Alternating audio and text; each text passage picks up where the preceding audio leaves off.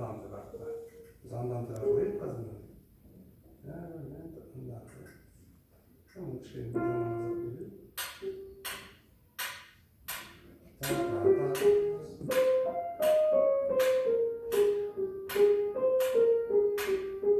Ne? Yani bizde bu asfalt mikronom burada var. Yani o çıkarmalarımızın tezin dürüst alınmış işini. Көрегенше біз мына мен саған көрсетіп көрнек құрал ретінде бірақ та әзірге біз темпімізді жайладық себебі біз өлшемнің өзін енді ғана үйреніп жатырмыз ғой да төрт жағы өлшемімізді күші керек та мұқтаж деген жағымыз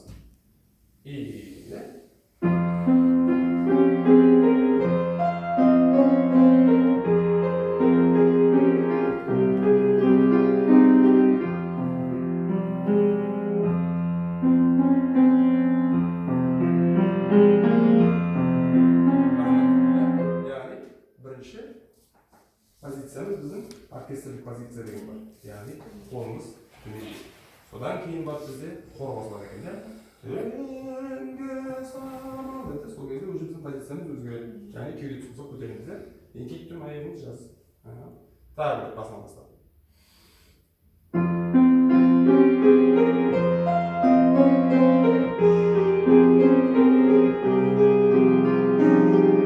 Сосын Sıdık Muhammedcan'dı.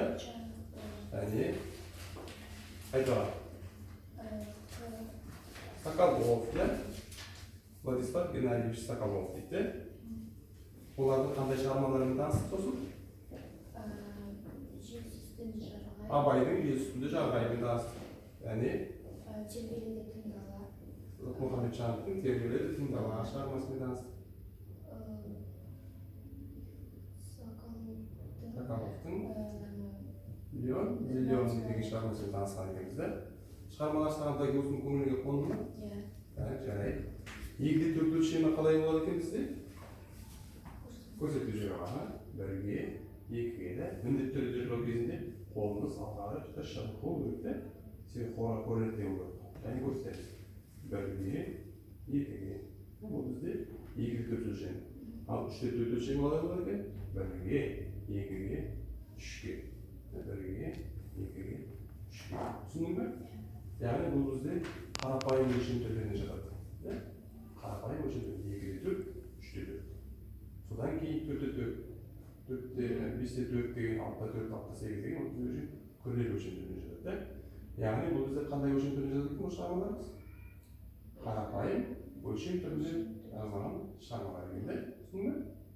Тәй енді сабағымызды қорытындылай келе. Үйге тапсырма. Жаңағы әннің авторлары туралы қысқаша мағлұмат жинап бересің бе? Дәптеріңді түріп аламын. Қарындашпен жазып аламын.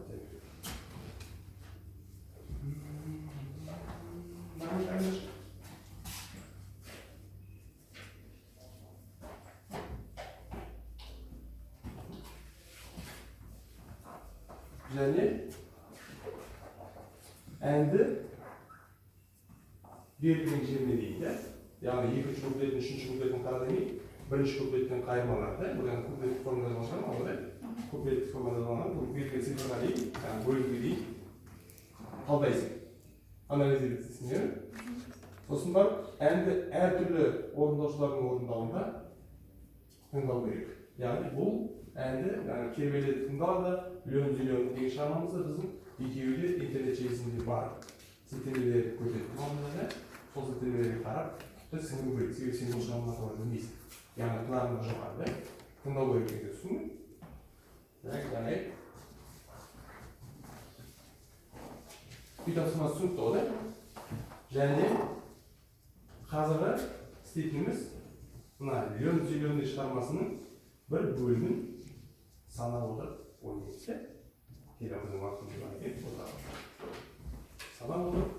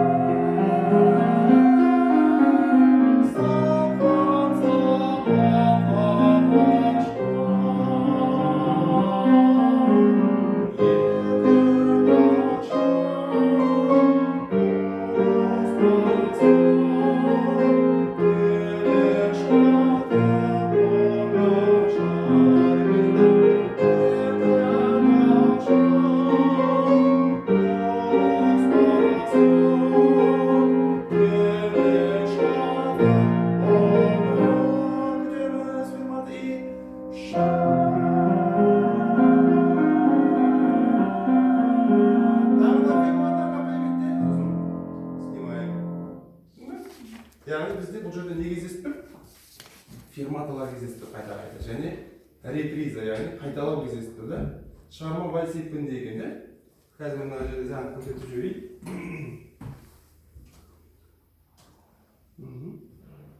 Келе қойған.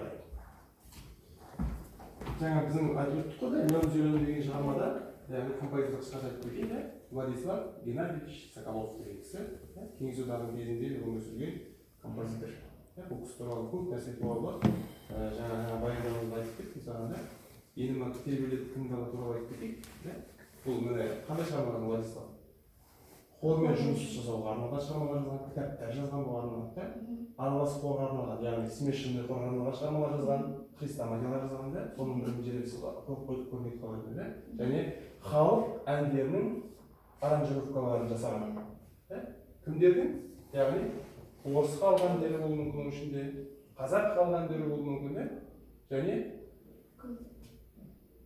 күн демалатын жерде деген балаларға арналған хорлар жинағымыз бар. Ол кітап бізде қазір қолымызда жоқ. Ол туралы бізде аз білеміз да, көреді алдағы уақытта. Себебі істейтін нәрсе бар. Ал мынау бізде қазіргі біздің шығармамыз үшінші өлшеміндегі тербеледі тыңдаланың авторы Сыдық Мұхамеджанов. Қай жерде дүниеге келіп тұр? Қарағанды облысында дүниеге келген. Ол да КСРО және қазақ композиторы. Қандай шығармалар бар деп айттық жаңа? Скрипка мен фортепианоға арналған шығармалары ең бірінші басқа жазғанда. Содан кейін қобыз бен фортепианоға арналған пьесалар дейді. Хорлар. Яғни біздің жаңа ұлттан сол кісінің хорлары. Және драмалық қойылымдарға арналған музыкалық әндер. Яғни ол театрға да жазған да, драмалық театрларға жазған.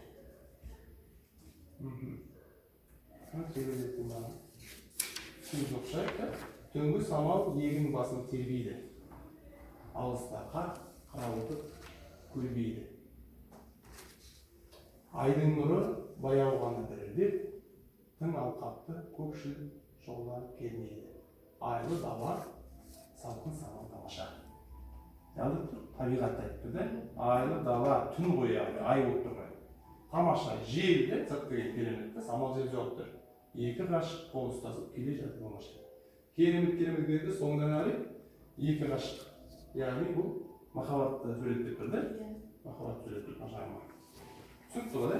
Яғни шығарма көбірек сезімді талап етеді, сезімталдықты талап етеді.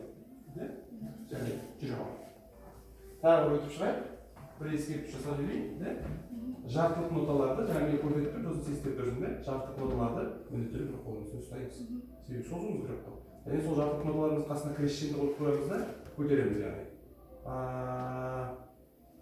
Деп айлы дала көтереміз қолымызды. Сразу емес. Сәлем ме? Әсі ескертіп жасап кетейік. Қолымыз не дедік? Төмен. Сосын барып, хор келген уақытта жоғарыда. Яғни көтереміз позициямызды да. Жүріп бөлеміз де мына жердегі қайырмасына түскен кезде ұстаймыз дедік та, крещені жасаймыз.